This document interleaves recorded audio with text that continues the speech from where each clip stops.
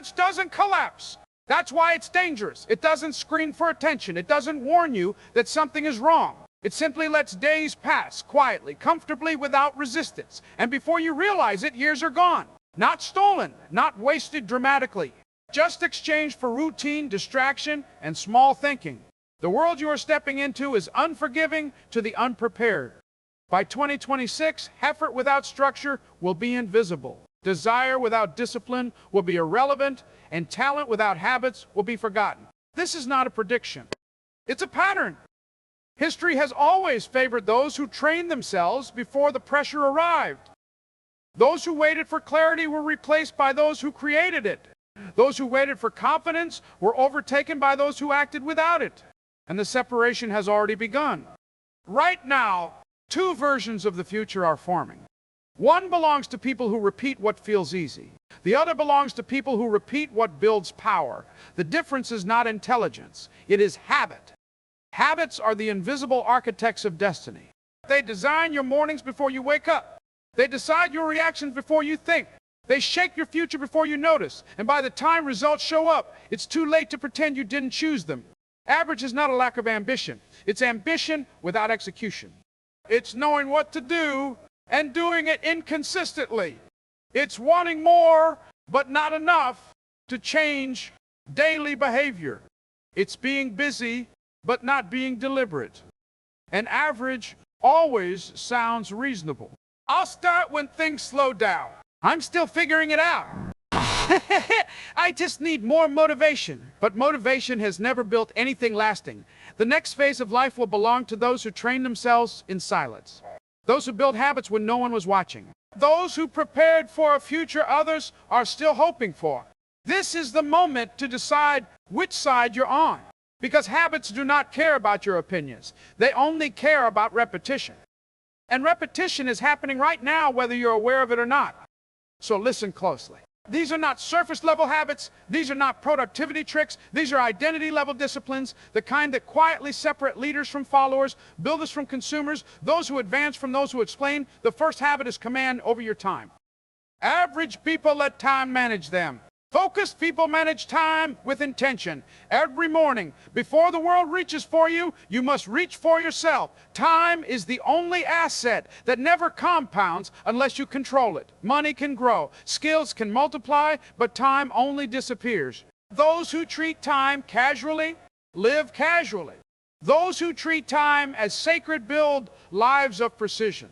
This habit is not about schedules. It's about standards. Decide in advance what deserves your energy. Decide in advance what does not. The moment you wake up without a plan, someone else's agenda owns you. Notifications, noise, urgency that isn't yours. The disciplined individual does not ask, what should I do today? They already decided yesterday. And this habit alone creates distance. By 2006, those who protect their mornings will control their outcomes. Those who don't will wonder where their time went. The second habit is acting without emotional permission. Average lives are ruled by mood. Productive lives are ruled by standards. Waiting to feel ready is the most expensive delay in human history. Every meaningful life was built on days where motivation was absent, but discipline showed up anyway. Emotion is weather. Habit is climate. If your actions depend on how you feel, you are unstable by design. The strongest people in history did not feel confident every day. They felt committed. Commitment does not negotiate, it executes. This habit rewires your identity. You stop seeing yourself as someone who tries and start seeing yourself as someone who does. And once action becomes automatic, results follow naturally. The third habit is daily skill accumulation. Entertainment consumes time. Skill creation compounds power. Every day you do not sharpen your ability, you are silently falling behind. The future will not reward those who know things. It will reward those who can do things. 1 hour a day invested into learning something valuable creates a version of you that becomes unrecognizable within a year. Edison didn't wake up brilliant. He trained curiosity daily. Carnegie didn't stumble into influence. He studied people relentlessly. Skill is built in private and paid in public. By 2026, those who invested in learning will move with confidence. Those who didn't will feel exposed. And the habits don't stop here. Because habits are not about productivity, they are about positioning. And positioning decides everything. Because once the foundation is set, habits stop being tasks, they become filters. They decide what enters your life and what never gets a chance. The fourth habit is engineering your environment. Average people try to change themselves while staying in the same surroundings. Focused people change what surrounds them, so growth becomes inevitable. Your environment is always stronger than your intention. If distraction is within reach, discipline will be tested. If laziness is normalized, effort will feel extreme. If small thinking surrounds you, big vision will feel lonely. This is not arrogance. This is awareness. Every serious builder in history understood this. Carnegie surrounded himself with minds sharper than his own. Ford built systems that made excellence the default. They did not rely on willpower. They designed conditions, your phone, your room, your circle, your daily inputs. All of them are voting for the person you are becoming, and by 2026, those votes will be counted. Remove what weakens you, reduce what distracts you, reinforce what sharpens you. Average people call this extreme. High performers call it necessary. Because environment either supports your habits or sabotages them. There is no neutral ground. The fifth habit is raising your personal standards, not goals. Standards, goals are what you want. Standards are what you tolerate. Average lives are filled with low tolerance, tolerance for excuses, tolerance for inconsistency, tolerance for wasted time, and whatever you tolerate, you normalize. Whatever you normalize, you become. The disciplined individual lives by rules, not moods. They don't ask, do I feel like it?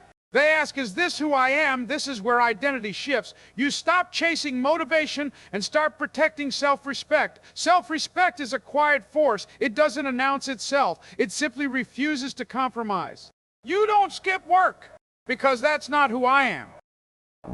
You don't waste days because I don't live like that. You don't quit early because my standards don't allow it. And once standards rise, behavior follows automatically. By 2006, the people who win will not be those with the loudest dreams, but those with the highest standards. The sixth habit is emotional control under pressure. Average people are reactive.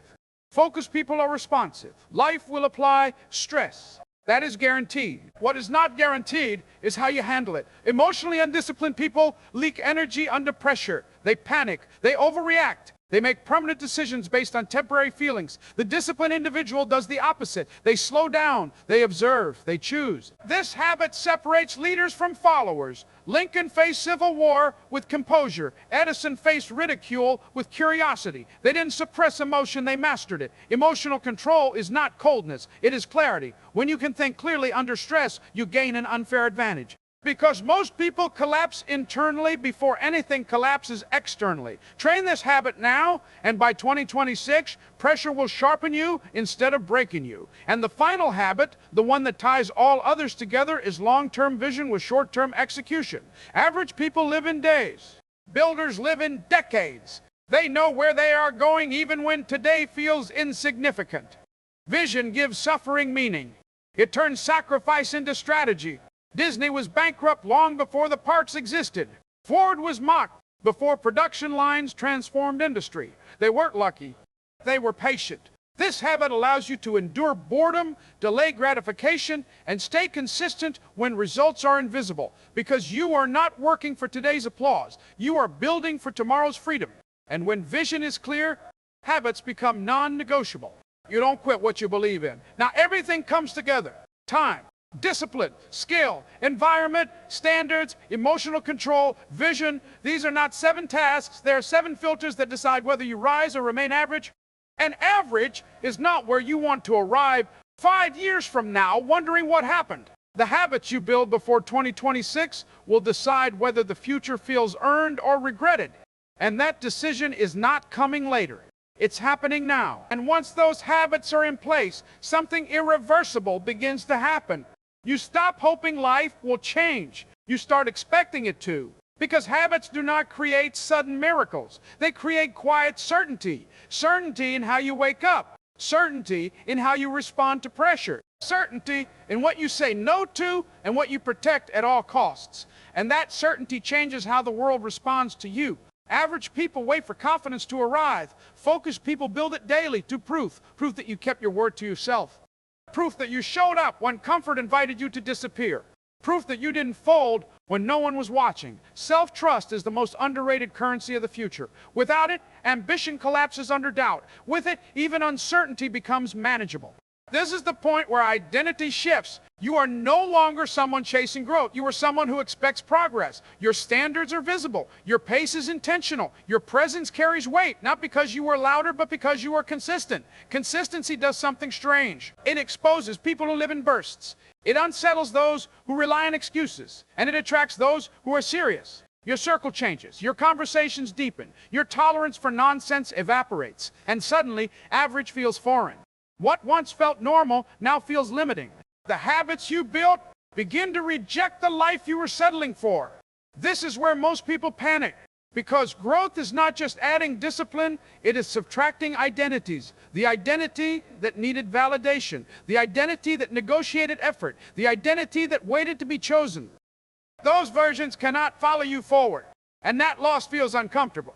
But discomfort is the receipt of transformation. By 2026, many people will be searching for shortcuts. They will look for motivation. They will look for luck. They will look for someone to blame. And a smaller group will move quietly with leverage. Not louder, not flashier, just prepared. Prepared because they built habits early. Prepared because they trained when no one cared. Prepared because they understood that the future does not announce itself, it arrives. And when it arrives, it rewards those who are ready. This is the moment to understand something simple and brutal. Average is not a phase you outgrow accidentally. It is a destination you arrive at deliberately by repeating what is easy. Excellence is not reserved for the gifted. It is claimed by the consistent. Every habit you build between now and 2026 is casting a vote. A vote for discipline or distraction.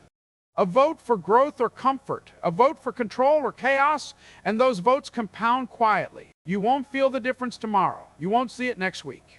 But one day, you will wake up and realize the gap is too wide to ignore. One version of you will feel calm, capable, and clear. The other will feel rushed, reactive, and behind. And the difference will not be luck. It will be habit. So decide now before urgency forces you to. Build the habits while time is on your side. Raise your standards while the cost is low. Train your mind while others are distracted. Because the future does not belong to those who wish for it. It belongs to those who prepare for it. And when 2006 arrives, you will not be asking, why am I still here? You will already be moving forward with momentum, with direction, and with a quiet confidence that cannot be taken from you. That is how you avoid average, not with motivation, with habits built now.